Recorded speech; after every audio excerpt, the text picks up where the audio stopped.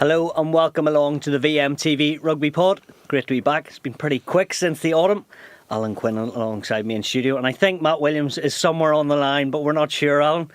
But Six Nations squads have been announced. Exciting times. 36 man for Ireland. In there, Jack Boyle for debutant, and then Dan Sheehan, James Lowe, McCluskey, Stockdale, maybe Tom Ahern, unlucky to miss out. We'll get into the other squads later on, but for an Irish perspective, Simon Easterby's first one. Not too much change in there, Alan, is there? No, there's not, and I didn't expect there to be a lot. I suppose the transition from the last World Cup to the next one is a little bit slower. I think Andy Farrell had a lot of questions in November about bringing players in and making changes and new players and all that kind of stuff, and I agreed with him at the time. There's not a raft of guys that you can come straight in and play, go into the starting team and start making an impact. There was 4 new caps in November. Sam Prendergast, Cormac Uzujuku, Gus McCarthy and Clarkson, Thomas Clarkson. That it's interesting because they were the development players as well. Yeah, and that's what you want. You want, like in an ideal world, you want players that you think all 4 of them. And I always said this as a player myself when I was with Munster in particular, when a couple of youngsters come around the squad and there's a lot of talk about them coming through their school system, or they've done this or that with the under-18s or 20s or whatever, and you see them up hand and you close and you kind of go. I remember Keith Earls came around the squad and John Hayes and myself were having a chat and we're saying this fella's, he's going to make it. He's not just going to make it as a provincial player, he's going to be an international. And obviously, he had a wonderful international career as well, Keith Earls. So the 4 of them, you think, yes, they're going to be around. They're ready for that step up, and they're international players. Some people can stall a little bit and not go on to win 80 caps or 100 caps. Some might only win 20, whatever. Everybody's different, but the 4 that came in I think are players we're going to see a lot of in the next few years. For this squad, there will be a bit of talk about the age of the squad and the age profile and all the familiar faces that we're so used to seeing the last couple of years. But the argument is who should come in and start. Six Nations is a big tournament that you want to win. It's funny, you make a good point there, because the last couple of Six Nations squad, I would come in to you and say, well, Alan, just before we go on air, I'm like, who's missing? And you'd sort of look and say, not too sure, as in the squad doesn't pick itself, but there's not many guys you say he definitely should be picked, or he definitely should be picked that's missed out. Yeah. I think there's someone that we saw a couple of weeks ago in Galway, James McNabney, and again I saw him from the 20s from Ulster. He's one of these guys you think he has the credentials to kick on. He's a big physical specimen, really good carrier, good acceleration. So he's someone to be excited about. Thomas Ahern is one that will come up a lot, particularly with Munster fans. And I think there's some people you hear saying, well, he's 25 now and he's not a young fella anymore. He's had a raft of a lot of difficult injuries in the last couple of years. Thomas Ahern was a full back right up to under 18s, I think. So he transitioned into the forwards, and he's 6'9", very athletic, and he's been unlucky because I think the injury he got post-Christmas last year was an ankle injury, and it ruled him out for the rest of the season. And that was the kind of business end where players step up and there's big games, and Munster were involved in that URC run right up to the semi-final. But I think he's a player that's unlucky that he's not in this squad. He was in the development squad or numbers in November. So, what do you think's missing, or has it just been unlucky with injuries? He's been very unlucky with injuries. I would think for him being so athletic and so good in carrying, like Ryan Baird-esque? Yeah, footballing ability, all that acceleration. I think probably the close in kind of physical stakes. Now, I've seen Thomas Ahern make lots of carries even when he came on at the weekend against Saracens, and they're very effective. He's hard to stop because he's actually quite good at getting in that low position. He doesn't run upright for a big, tall man. He's quite good at dipping and getting through, weaving through little pockets and little gaps and winning a gain line. So maybe it's the physical stuff, I would say, around clear-outs, pulling down mauls, being a real kind of abrasive nuisance, a bit like Tyg Byrne is, Maro Itoje, the way they can slip through mauls and come up with a really big moment where they get their hands in there and they stop a team from scoring and they win a scrum for their team. Big moments in a game. So it's probably experience and getting a run at that. But I think with someone with his talent and athletic ability, I think I'd be a bit disappointed that he's not in there because, maybe I don't know the ins and outs of what his application's like in training. What's he like in training? Yeah, exactly. We don't see him on the ground. But you think if he's in the November group training with Ireland, why is he not in it now? Okay, they can argue and say, well, he hasn't played a lot, but Peter O'Mahony hasn't played in a couple of months. Conor Murray has one game played in a period of time as well. Now, sorry, Peter O'Mahony is a different kettle of fish in the sense of what he's done and what we know he can produce, even if he hasn't played for a while. But I'm just making an example. Thomas Ahern has been out for a little bit, but he's back recently, and I just think you saw the impact of the weekend. I'm surprised he's not in an Irish squad. Tom Farrell is someone else who's unlucky. Really pleased to see Cathal Ford from Connacht in there because he's in there as a development player because I just think he has that footballing ability, that athleticism as well. He's a big man, left boot, a little bit like Jamie Osborne, but they're kind of unique players when you have that left and peg. He's been very consistent the last while, hasn't he? And good as well. Very good, and he's been good for the last couple of seasons with Connacht. What about, you talked about the development players, Hugh Cooney, McNabney. You touched how good or how high his ceiling might be. Yeah. Ben Murphy as well. Absolutely, Ben Murphy. He probably... People would argue he should be in the actual squad, not the development squad. But a lot of those development players can get capped as well. People forget that. Yeah, and if he gets in, he'll be in Portugal, obviously training with him next week, and he can impress. But I think he's been a breath of fresh air, and I saw him first game against Munster Connacht at the start in his season in URC.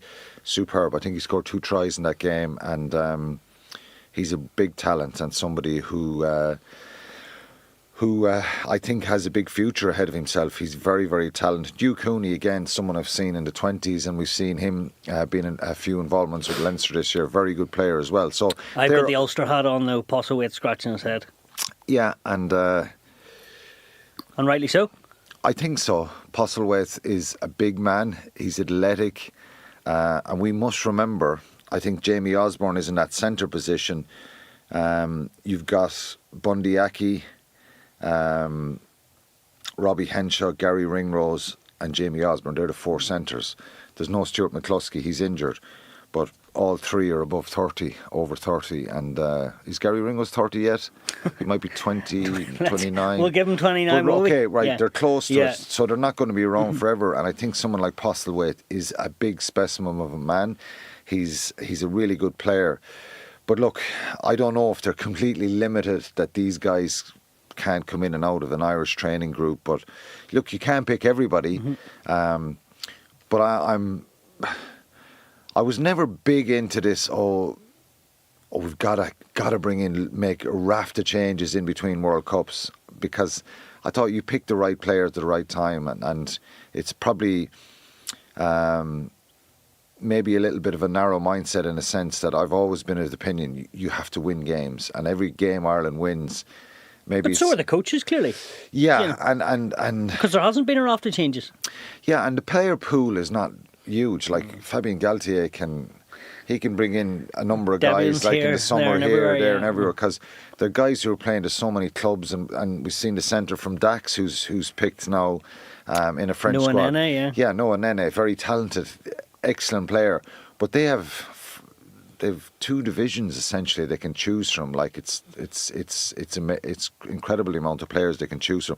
We don't have that luxury, but I understand in some ways that going to try and win another 6 Nations, having England and France and Dublin historically, that's where the little glimmer of hope, it opens up a little bit more. because they're the two powerhouses coming to Dublin. There's a couple there. I think I'm very excited for those development players, but there's one or two that feeling like Tom Farrell. You think with Stuart McCluskey out of the picture, you think that would have been a great chance to bring Tom Farrell in. His form has been really good with Munster. Is he that player though? The argument is to say that you could put him out against England and France. Do you think being over 30 nearly goes against him? Yeah, it does. It does for sure. It's not one that's an horrendous decision, but I think he could have been rewarded to be even in the group there. But look, there's, again, going back to what we said at the start, there's no real surprises there. I think the concern, the front row situation, particularly around Loosehead, is something that, and Jack Boyle, he's uncapped, and both Leinster and Ireland see him as someone who's going to transition through, and I think he has the potential to do that. So he's the only uncapped player in the squad. I think we do have Matt Williams. Is the Wi-Fi paid, Matt? Wi-Fi is paid, mate, so it's not me as the supplier. Never, always blaming the tools. I am in Australia, Stu, so the wonders of modern science are letting us all down, very frustratingly from my part. Overseeing the war task still, no doubt. Matt, we were just talking about the 36-man squad. You've obviously seen it from afar. Your thoughts just overall? I was saying to Quinny, it's pretty much as expected. Is anyone you feel hard done by, Matt? No, I was listening to Alan there, and I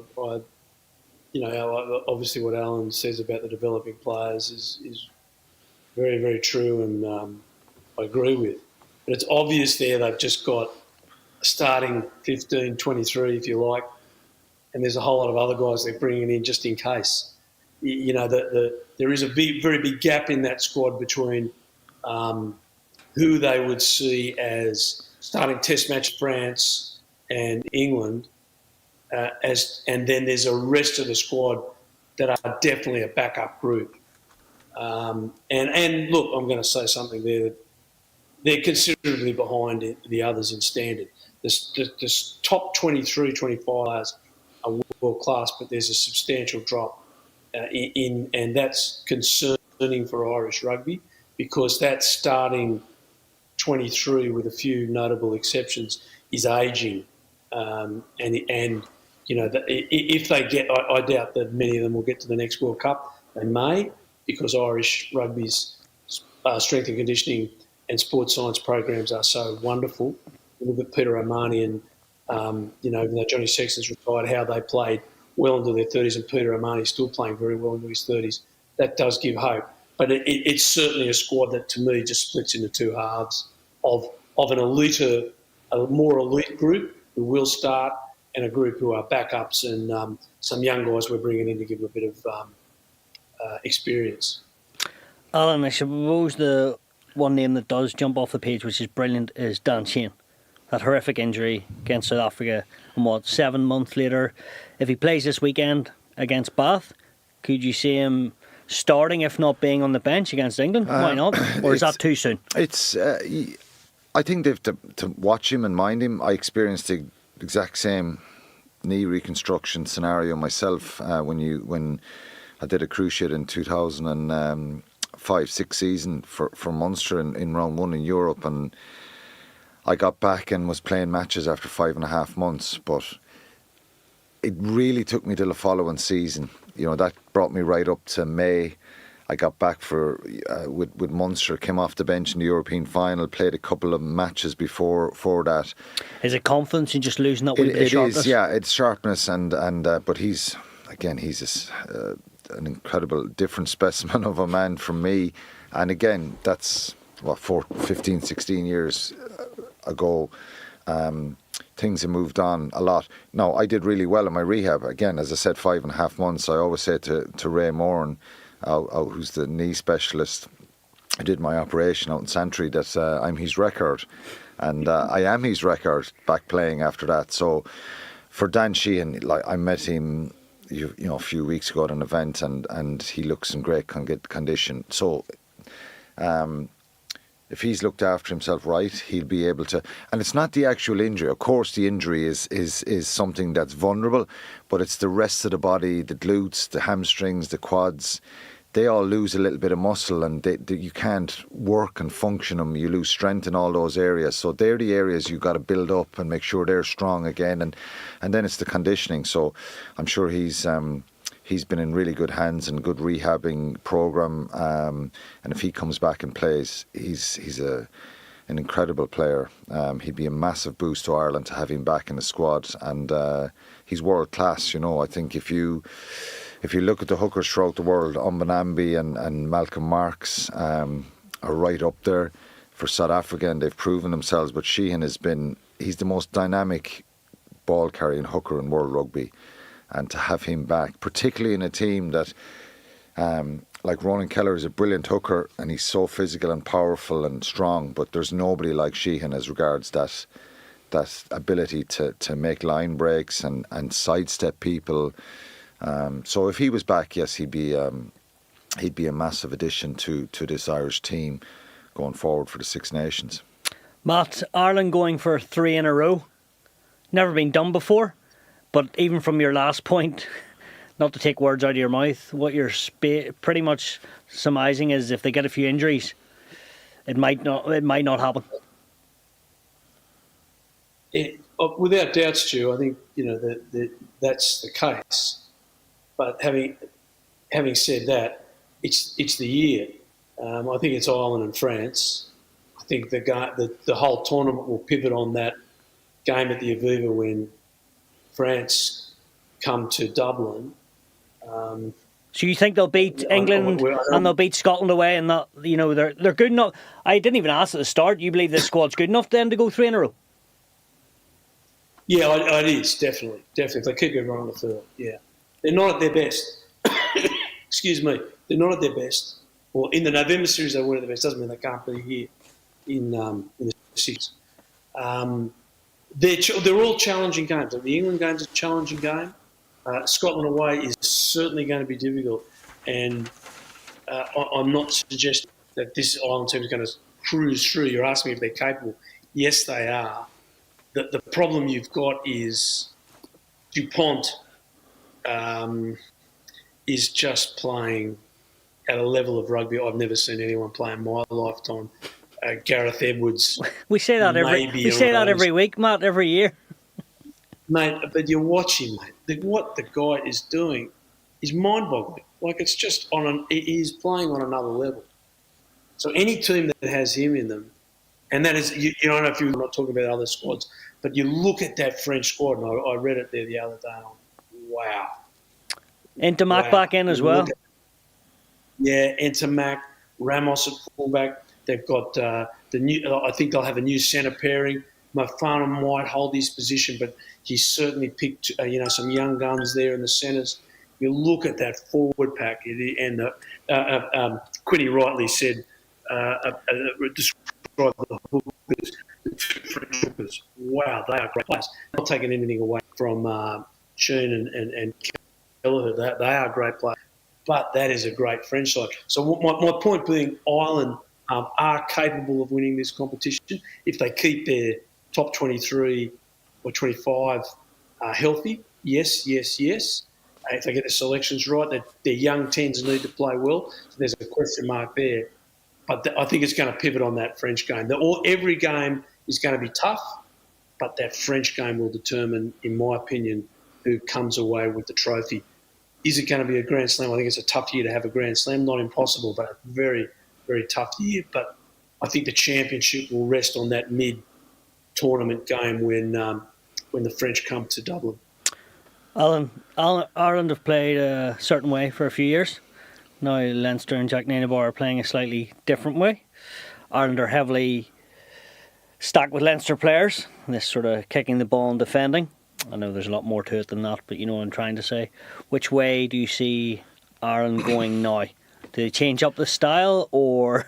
Well, I think from the period, and Matt, of course, mentioned the 2 French hookers, Marchand and Mauvaka. They're obviously right up there at the top level. Mauvaka is probably the closest you'll get to Dan Sheehan as regards the sidestepping and the the movement. They're great hookers as well, and they give, with Dupont, Intimac back, the power that France pack can have as well. I think it gives them such impetus going into the Six Nations. And if you were to ask me who's going to win the Six Nations, I'd say France. They're the one that comes to mind. There's lots of things that can happen. Six Nations is about momentum. Sometimes round one you see rust, you see lack of cohesiveness, and sometimes it takes a little bit of time to build up. I think for France, round 2 away to England, and round 4 away to Ireland, that will define if they win a championship or not, and if they get results there. There's lots of ifs and buts. Ireland go to Scotland in round 2 in Murrayfield. The Scots. Every year Matt gets all this barrage of abuse online, but every time he says consistency, he uses the word step up to the plate when we have to, and you just I wonder if he'll make press conferences this year. Yeah, well, it'd be good to see him back in there. This time, you think that Scotland game, every year we go, this is the banana skin, this is a really tough challenge for Ireland. Can they do it? Blah, blah, blah, blah. This is a good Scotland team. Is there a bit of vulnerability up front? It's the same stuff all the time. And Ireland have won consistently over in Murrayfield. I just feel this time, winning that URC with Glasgow last year and the Bulls, a lot of those players got that touch of a trophy, that bit of silverware. We saw what they did to Australia in November. I feel that it's now or never for them to make an impact in the Six Nations. They've Italy up first at home. They'll win that one. If they were to beat Ireland, suddenly you're thinking this is a chance. They've gone to Twickenham the last few years and got results. You're now starting to believe the Scots. I think Scotland are contenders. I think they're contenders for the championship.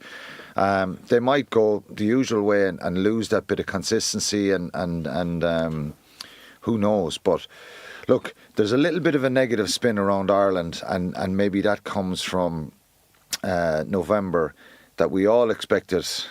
Now, we were very conscious of the fact, and we said it here on our own podcast about New Zealand, Scott Robertson, the development, the change, the glimmers they showed in the Rugby Championship, the danger they possessed. Back to the game plan. What do you think? I thought Ireland would win. The game plan there stifled us in November, and we looked like we were caught in the headlights a little bit with the attack and the cohesive attack that Ireland had shown the previous 2 years, where everybody in World Rugby was talking about how good this Ireland attack was. Like, we haven't out-and-out gas. We haven't, get it to the wing and just let someone go, step 2 players. We don't have a Colby, or we don't have people like that who just have out-and-out gas. To be fair, Matt Hansen, James Lowe are actually brilliant rugby players. They're wonderful footballers. They've so much to their game, but they're not gas merchants. They can't just run past people and out of nothing score tries. The strength of Ireland's game plan the last couple of seasons, when they had success, was attack, the cohesive nature of the attack, particularly in phase play, the comfort of the forwards running good lines, the ball out the back, all that kind of stuff. So what we saw in November is, and if you're an opposition coach, how do you stop Ireland? Go after their source, go after their set piece, their line out and their scrum, go after their breakdown, slow that ball a bit down and get loads of numbers across the field. Don't bite down with incredibly hard line speed that takes you out of the game if they get this pass out the back door. Just fill the field across, and then Ireland won't run out over you, or they won't go past you on the touchline unless you bite down and somebody. So again, that's the intrigue. Can they redevelop a little bit? Do they need to kick a little bit more now with the law change that there's, you have to get out of that kind of zone now where the box kicks are there? Can we kind of get better at that kind of stuff? And maybe, did they overplay a little bit in November at times, and that kind of played into probably the New Zealand performance and the Argentinian performance. So do they need to change a little bit? Yeah, not dramatically. I think they've got to back themselves, because for me, you win games with your attack, with your ambition, with your slick passing, and we saw it breaking down a lot in November. So I think in their evaluating their team performances in November, and I'm sure the coaches have done all this, they've seen opportunities, they've seen a little bit of lateral kind of running, poor execution in the passes, the ball being in the air too long. We saw a lot of wider passes that gives a chance for defence to shut it down quickly. So I don't think they have to dramatically change. The one thing I would do is, number one, be a little bit more pragmatic and direct at times, because just to not be negative or boring, but just to get yourself into good positions that you play in the opposition half. Because look, the game is changing, it changes all the time, and now we see teams being able to evaluate Ireland a little bit better and shut them down. So keep the attack, obviously, and keep brave, because we don't have a big, powerful, aggressive kind of bullying type team that can just bully the life out of people. We can mix it with the bigger teams, and we showed that in Durban in the second test. So, our biggest strength has been the attack, so don't go away from that, but maybe kick a little bit more and be a bit more tactical in trying to find territory. Matt, you're coming in as Simon Easterby. You want to be slightly different than Andy Farrell. Maybe you don't, but what do you think he will do when he talks about those tweaks?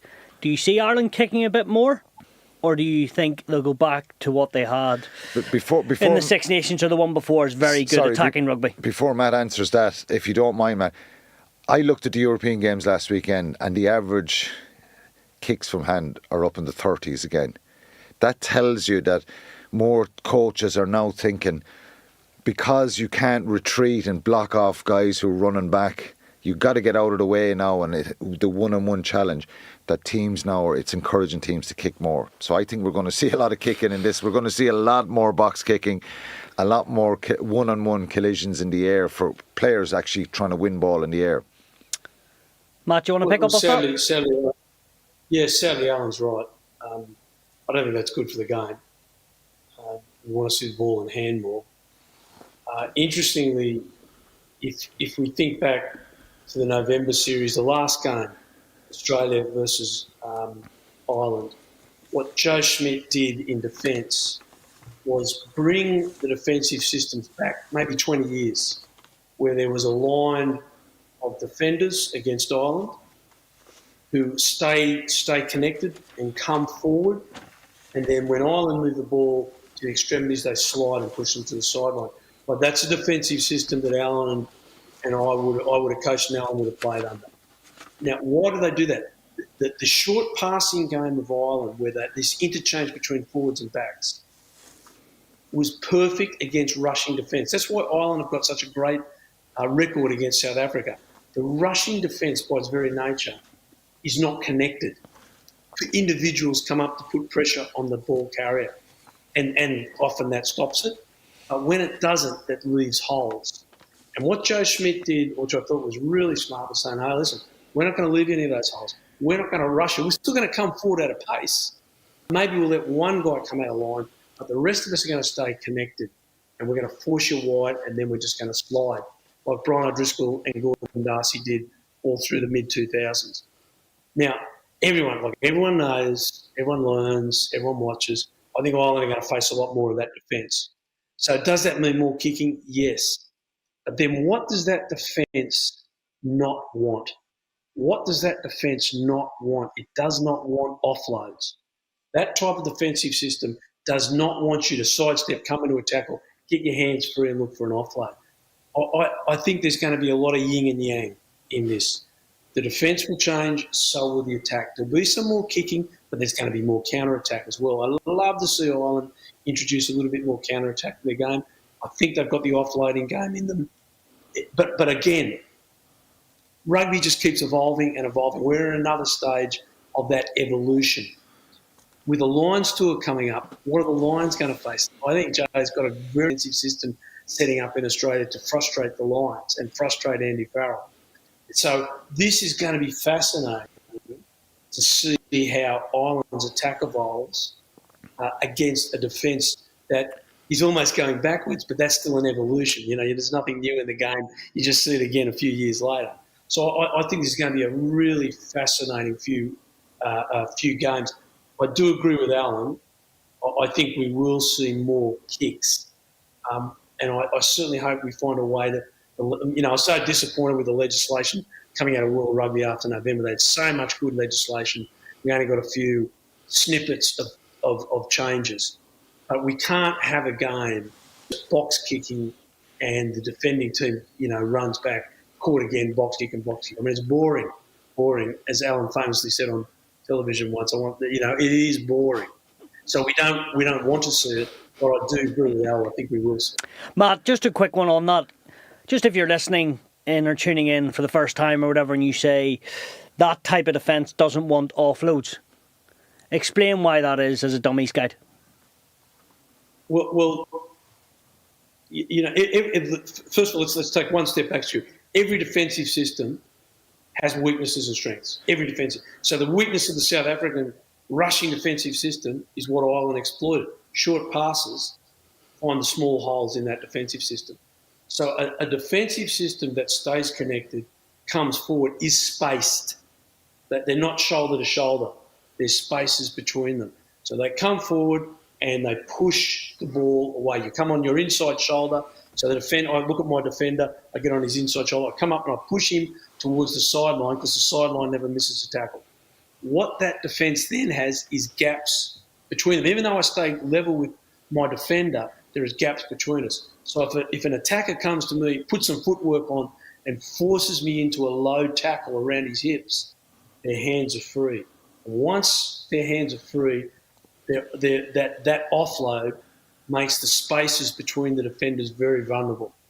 And that's why they went away from that defence. That's why the rushing defence they compacted and sprinted up. And that stopped the offload. You think back to Joe Schmidt. Joe Schmidt's teams simply did not offload because it was a low percentage play in Joe's opinion. Teams started rooting Ireland, so we're not going to offload, let's not worry about it.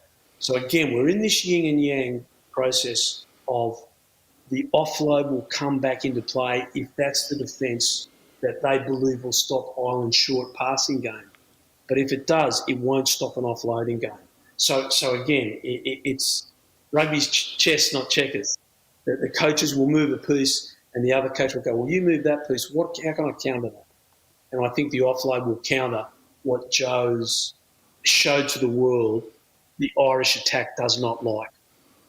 And that will evolve. So you come back, what you said to me, what would Simon Easterby want to do? Simon's a smart dude. He doesn't really care. He doesn't want to change for the sake of change because he wants to win. What does every coach want to do? Win next week. Win in the next game. So Simon's going to tweak what he has to tweak to defeat England.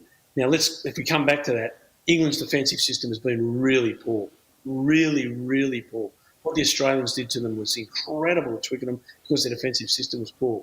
Now, I think their defensive system has to get better. It can't get worse than it was then. But Simon will look at the English defence and say, how are we going to tweak our attack to get around that? And we have to remember again, and Alan's pointed this out a number of times, and he's 100% correct in this. We lose Sexton, one of the greatest 10s the game has ever seen, and we've got two very good young 10s. Nothing against them, very talented young guys. They're still learning their trade, they're still adjusting. I think they'll pick Jack first, and I think unless he picks a 6-2 bench, which he might against England, Prendergast will be on the bench. It's the lot of responsibility sits on those two guys' shoulders. How they play will determine. And now Jack's did a great job last year, and they won a championship. They didn't win a Grand Slam. So, I have no doubt that he will be a better player this championship than he was last championship. But it's still, there's a lot resting on those young shoulders. So we've got the rush defence, the passive defence, and the Matt Williams yin and yang defence. That's just great, Matt. That's a new defence. That's a new one. We've got about 10 minutes left, so I just want to touch on the other squads. We've looked at France a wee bit, but England, Mara Itoje, the new captain there, Oscar Baird and Caden Murley, two young caps. It's probably like Ireland, settled enough as well, but the difference is they're not really getting results. Yeah, I think there's... And Jake Borthwick's under a bit of pressure. A little bit. I think, they've taken... November was frustrating in a sense that all their games, the Australian one was probably the biggest frustration, that they made so many mistakes and they allowed Australia to play a bit and they punished them. Jamie George, historically, and we've seen that with front row players, they don't play the full 80 anymore, so you're taking your captain off and 50, 60 minutes. So I think that's probably why Itoje plays all the games and he plays the full length of the game. So that's why that change has been made. I think England are not too far away. They'll really fancy their chances. Could they do what they did to us in 2019? No. They can. They can, okay. They can, but I don't think they're as good as that team. Because the Vunipolas were and that team went on and they Ben probably... Youngs and Farrell were unbelievable. Yeah, they went on and arguably could have came home with a World Cup at the end of that year. And in that final, of course, South Africa got it right. But England, that performance against the All Blacks in the semi-final was one of England's best, and it was an incredible performance. And that was started in that Six Nations, that opening game in the Six Nations. So they'll be hoping for something the same. Very dangerous side. I think they have a lot of quality, powerful players, particularly in the back line. But it's a tall order for them. Their defence has been very iffy. Players shooting out of the line, like Matt is talking about. So, but some good young players. Cunningham South has been really good from in the back row. Tom Willis is in there now. Will he play? The Saracens back row, very good player. But I don't think Itoje has played that well. He didn't play that well in November. He needs to find some form, as all the players will be trying to find form. It's a Lions year, but the jury's still out in England. It was a very disappointing November for them. They were dominated, I think, with South Africa. I think South Africa showed a lot of frailties there. They had moments in the game, but so it's... Again, it's a very, very tough opener for Ireland. I think there'll be a lot of these Irish players will remember that 2019 and the rest of that year. So they'll be very determined. But England are a dangerous side. So if they unleash the shackles a little bit and really attack and go for it in Dublin, they can cause Ireland some problems. Matt, Scotland, don't only be fair to ask you on them. Jack Mann and Fergus Burke in the Saracens 10. And Johnny Gray back in after a while. He's in Bordeaux. What's your take on Gregor Townsend's team? It's a good squad. I agree with Alan. I think it's a really difficult game for Ireland going there in the second round. We were saying it's the other squads are very set, and they have a seconds team. This is a Scottish team that's got more depth than a Scottish team I've seen since back in the 90s. This is says a lot about. Alan referred to Glasgow. I agree with that. The success that Glasgow's had. The provincial success leads to international success. Every national side feeds off the system below it, and this is a Scottish squad that has a lot of quality, a lot of ambition, and historically not consistency, and that's what we want to see from Scotland. There is no doubting their talent. There's no doubting their ambition. That's not the point. It's putting it together week in, week out, in the demands of the Six Nations, and they haven't done that for many, many years. They've won some great games, then lost some poor ones the next week. That's what we need to see. But it is a very, very good Scottish squad. There is internal competition, which quite often in Scottish teams you just don't have. You might have 17, 18 top-line players, and then the rest of the squad's not up to it. So, it's a very good Scottish team, and I do believe their season, as in the Scots season, will hinge on the game against Ireland in week 2. They'll beat Italy, although I think Italy's going to pose a lot of problems to a lot of people that they haven't seen yet. I'd be very interested to see them in the development of their second year. But Scotland's better than that, especially at Murrayfield. But everything for Scotland hinges on the Irish game. Wales, Jack Morgan captain, Dan Edwards the fly half, and Ellis Mee the Scarlets outside centre, a winger who's had a very good start to the ERC's season. Young guys, but Gatland, he's lost a lot of games in a row, hasn't he? Yeah, and Dowie Lake is not in the squad either. Injury, he's a big loss to him. It's going to be tough for Wales again. Are you surprised at all that Gatland's still there, or no? Or you think he's still the right man to lead them? The issue here is, if you bring in a coach, is he going to do any different with the young players that are there, or do you allow him? And they've obviously decided to say, well, look, let's back Warren Gatland here, because realistically, this isn't a coaching issue. This is a player personnel issue. And 100%, Alan. there's so much 100%. inexperience there, isn't there? Yeah, and So you probably think, who knows, he'll go to the World Cup. Well, if you got rid of Warren Gatland, of course. Matt Williams. Sorry. If you need him for the podcast. We need him. Yeah, we need him. But if you get rid of if you get rid of Warren Gatland, I'm not even getting get his money. Well, we could put you in as Wales coach. But if you get rid of Warren Gatland in November, it's of course you'd think, a new coach comes in, you'll get a bit of a bounce off them, and it needs a freshen up. We hear this all the time. Yeah. But ultimately, the players are very inexperienced. They're young. There was guys played in November, have just a bunch of URC games played. Some of them even sit in the bench. They rotate in and out in their URC teams. So look, at the end of the day, we're talking about a little bit of negativity about older players and stuff, and we want to see change and more excitement. The provinces here, Leinster are way out in front for sure, but the system here is really good, and we've a very good setup, and we're always consistently challenging in URCs or in Europe.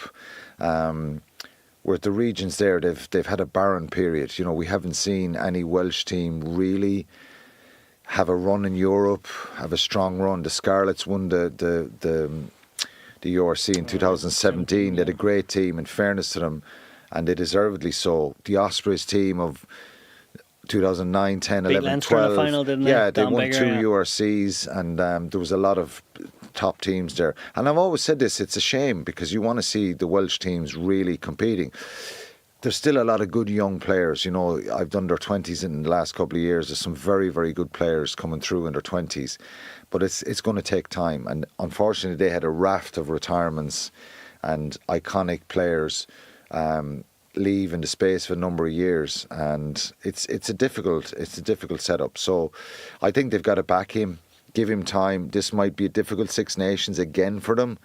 But hope that some of those players will get better and come through and learn from those experiences. It's a very painful situation being a Welsh rugby fan with the national team, and November was bleak for them. The Six Nations is tough because they're away to France in that first game, and then they're away to Italy, and if it's very difficult for any team going to Paris, but if they go to Rome and lose there, well then the pressure cranks up. So I think maybe they're going to. It's like anything, I think they'll assess it after the Six Nations again. But I hope they get on track, and I hope they start, playing and get a couple of results there. Matt, Italy, briefly. I think you said you're quite positive about them, and rightly so. I really enjoyed the way the Italians played last year. I was an absolute fan of what they did there with, Casada's attack off scrums in particular. It was really refreshing. And this again, we spoke about the Italian academy system that Steve Abood, an Irishman, set up there many years ago, is getting the benefits of it. Now, I haven't heard recently, but I did read the new president is trying to re-establish that. He's trying to get Steve back involved. I don't know if he is, if he's agreed to it yet, or if that's happened. But they have, after 2 years of walking away from it, they know they had a great system. And I think this Italian team, they're not going to win it. They're not going to do anything. I think they'll beat Wales. But they're playing such positive rugby, and they've got such good young players in that group. I don't think that group's capable of, winning it, but competitive again, and again playing some really positive rugby. So, look, I can't tell you where they're going to end up. I just hope they build on what they did last year, because we don't need. Everyone says, we want, the Italians have been hopeless for 10 years. And then when they start getting better, everyone goes, you lost to Italy. We're going to sack the coach. We need them to be competitive. And I think they are competitive much more than they were in the past. But that is healthy. And I just want them to build on that, like we do in Wales. Like Queen's talking about Wales, we could have a whole podcast on the problems that Welsh rugby has, from the structures right through. I played with Swansea, and getting rid of those clubs was just a disaster. But it'd be like Ireland getting rid of Leinster and Munster and creating some hybrid. No one's interested in that, and that's what's happened in Welsh rugby. What the Italians have got right, they've got their base right. Now, they walked away from a couple of years. It appears, I can't tell you this 100%, they're coming back to the good systems they've got, and that's very, very pleasant thing. So let's hope the national team can build on the foundations that Casada laid down last year, because I thought they played some really positive rugby and showed some really entertaining glimpses in the way they played. And lastly, they were highly competitive. They weren't getting smashed by 50, which they were at the World Cup. They drew last year with France, beat Wales. They beat Scotland as well, didn't they? Or am I getting my years mixed up? No, they didn't beat Scotland last year. They beat Wales. Beat Wales, France. They lost Scotland. It was the year before, was it? Okay. Stewie scored some sensational tries. We go back to that. Scored some sensational tries. Yeah. And then lastly, just quickly, France. Yeah, I think they're my favourites. Your favourites, are they? They're away for 3 games. They're away to England in round 2, Italy round 3, and Ireland in round 4. So that kind of bulk, they've Wales and Wales round 1, and Scotland at home in round 5. When you look at the way the games are set up on the last day, it's Italy-Ireland at 2:15, Wales-England at 4:45, and France-Scotland at 8 p.m. 9th of March 2024, Italy 31, Scotland 29. Yeah, I knew. My goodness, you were right. Yeah, because that was 2.5. Right. Yeah, I was just thinking that. Go ahead, anyway, sorry. Oh. Yeah, I'm looking at that last game in round 5, and you think it'll be France. That'll be. Let's hope the last day that there is, something on the line. Yeah, that a couple of teams are playing to try and win a championship. But I think France are the team to stop, because Dupont is special and Intermac is close to being special. I was thinking there as well. level. Jalabert's even there. I know he's not really involved, but but in he's that a great Bordeaux player backline, as well. And there's no Gael Fiku. That'll be different for them for this championship. But again, they have a lot of quality, a lot of power, and it's great to see Trevor's son in there, Joshua Brennan. He's named in their Six Nations squad, and he must be a very proud dad, Trevor Brennan, to see Joshua. Again, small little child. I remember him running around the place. Yeah, well, he was. Yeah, he grew very quickly, but it's an incredible achievement for him, and he's been brilliant for Toulouse as well. So it's a very strong French squad, and they'll be very determined this year. You think back to last year, it was a disappointing Six Nations for them, and it started in Marseille when Ireland had a bonus point win there. I think they're going to hit the ground running. That'll be their plan anyway, but it's difficult for them. No matter what state England or Ireland or anyone else is at, going away from home is a real test, and that'll be a big test for France, going to Twickenham and going to Dublin as well. They're the 2 big ones. So I don't think there'll be I don't think we'll see a Grand Slam. I'm cautiously saying that again. I thought we'd see. Last year I thought Ireland would get that, but I don't think so. I think it'll be a very competitive championship, and France are the favourites for me. Matt and Alan, thanks as ever. Next couple of months are going to be brilliant on Virgin Media. We'll be back over the next couple of weeks before the big one in Dublin as Ireland take on England in round 1.